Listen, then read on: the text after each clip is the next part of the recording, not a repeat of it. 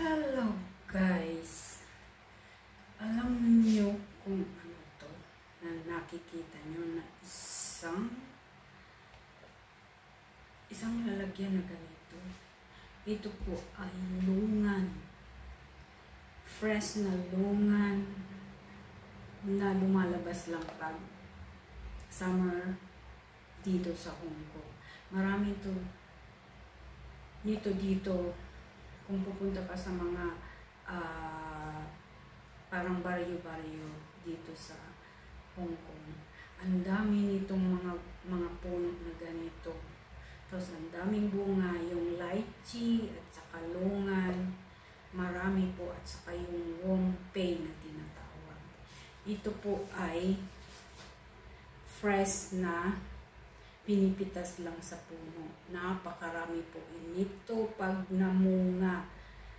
Maiinggan nyo ka or masisiyahan kang tumingin kasi kumpul-kumpul siya at nakalaylay lang po ito na bunga na to sa kanilang puno.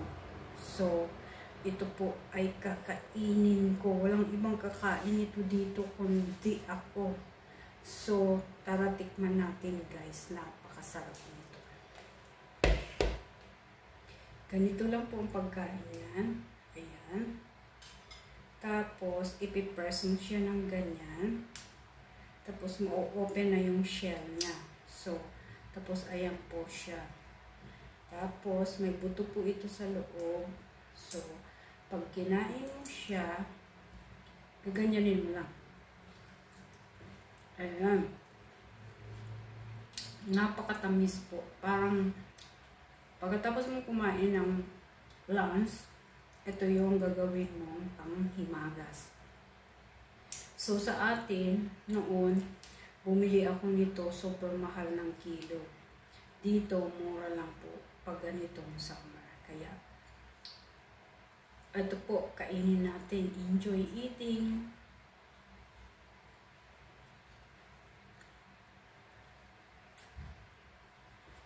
Ayan.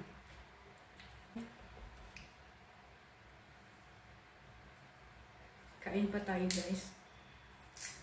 Ayan.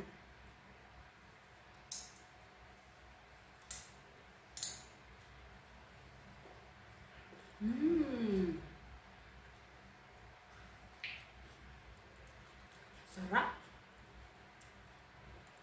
Don't forget to subscribe my YouTube channel, Emilia Process, and like and be all. Thank you.